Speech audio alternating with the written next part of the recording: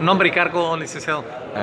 Sí, muy buenos días. Mi nombre es Víctor Burgos Mariño, soy magistrado de la Sala Penal de Apelaciones de La Libertad Trujillo, Perú. Perú. Platíquenos algo de su ponencia ahorita en el Ah, 14º Congreso de Jueces aquí en Puerto Vallarta. claro, este congreso se desarrolla en el marco de un debate de los jueces sobre los alcances de la ley de extinción de dominio. Una ley que también en mi país ya se ha puesto en vigencia y que tiene por finalidad ser un instrumento más para la lucha contra el crimen organizado y los delitos de corrupción de funcionarios, ¿no?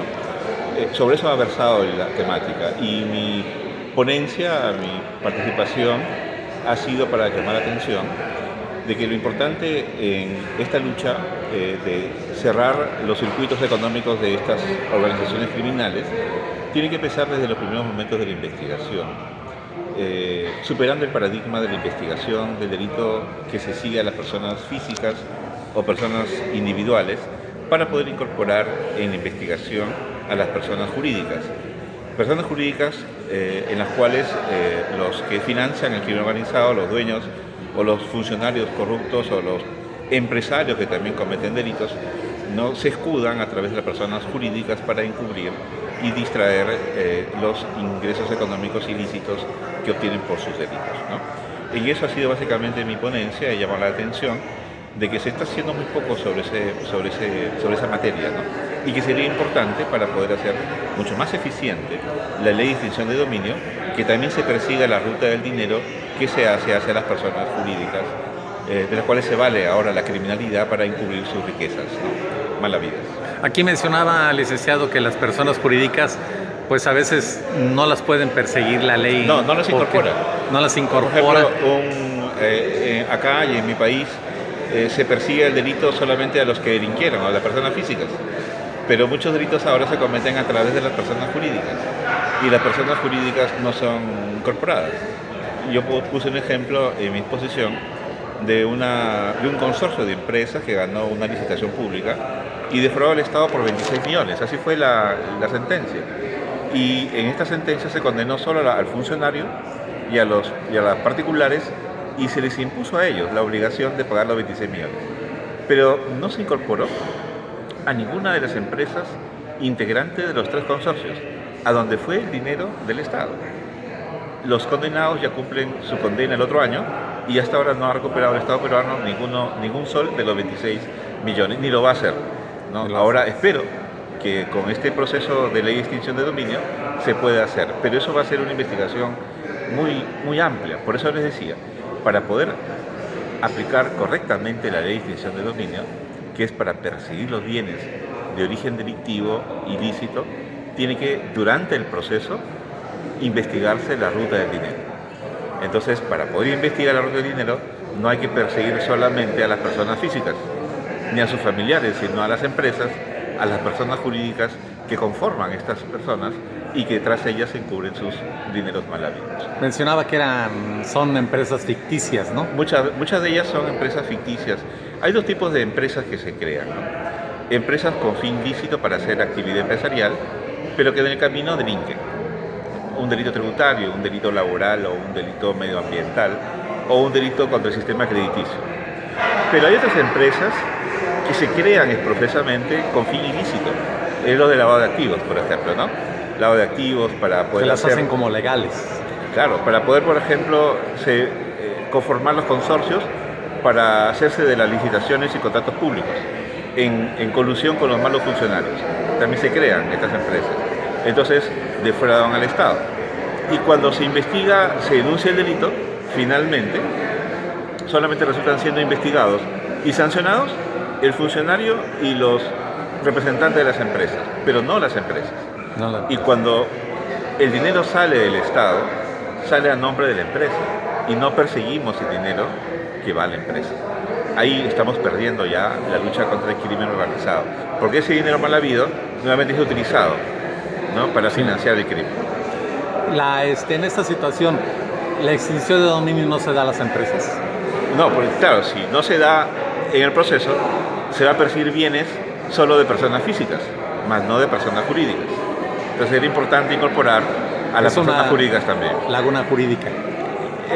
Yo creo que la ley está dada y si falta, yo creo que el legislador tiene que ser llamado a dar una respuesta urgente para hacer frente a esta criminalidad que también se viene cometiendo en nuestros países a través de las personas jurídicas. ¿Hay algo de ambigüedad por esto? Claro, es que ciertamente el poder económico muchas veces condiciona al poder político y es el poder político quien crea las leyes y como saben están algo condicionadas. Por eso creo que ahí tenemos que hacer un análisis para ver si es que en verdad la legislación se ha puesto a tono para combatir de manera integral a la corrupción. En mi país, por ejemplo, tenemos el delito de lavado de activos, pero es bien difícil condenar a una persona por lavado de activos. Pero no tenemos el delito de enriquecimiento ilícito de privados como lo tiene Colombia, o como ustedes acá. Entonces nos falta una ley para completar y cerrar el frente de persecución penal. Entonces necesitamos urgente que el legislador modifique la ley y así poder contar en mi país con delito de enriquecimiento ilícito de privados. De tal manera que si no puedo probar el delito de lavado de activos, sí puedo probar que esta persona se enriqueció injustificadamente. Y por este o el otro delito yo puedo incautarle sus bienes, perfectamente. Y si es que no lo puedo hacer dentro del proceso, me queda el proceso de extinción de dominio, que opera al final, ¿no? Al margen de la responsabilidad penal. Pero para eso, para que tenga éxito de extinción de dominio, tengo que saber cuál ha sido la ruta del dinero. Una ruta del dinero cuya fuente sea proveniente del crimen organizado, de los delitos vinculados al crimen organizado y de los delitos de corrupción de funcionarios. Un proceso complicado para que se tenga que seguir esa línea delicada. Es que no es que tiene que ser un compromiso institucional. Sí. O sea, es decir, que agrupe no solamente al fiscal, a la policía, sino a entidades del Estado, como por ejemplo el sistema financiero. Entonces acá en México recién tienen ustedes la ley, o esta ley que regula el sistema de inteligencia financiera, Sí. ¿no? Nosotros ya tenemos, hace años lo tenemos, ¿no? Entonces, bien articulado, bien respaldado, persiguiendo no solamente el dinero entre personas físicas, sino también entre personas jurídicas. Sí, porque en dado momento se pierde esa línea, ¿no? Exactamente. Y ya no puede... Es que ya la empresa se crean y luego se desaparecen. Sí. Entonces, y se perdió la ruta del dinero. Sí. Así es, mi estimado. O sea, es lo que se busca es que haya una certeza jurídica para poder detener a estas personas ficticias que crean una empresa para lavar dinero o lavar activos. Así es. Para eso tenemos que pasar de una investigación reactiva a una investigación proactiva, donde todas las agencias del Estado, incluyendo el Servicio de Inteligencia, pueda contribuir, ¿no?, a el debido esclarecimiento de estos delitos.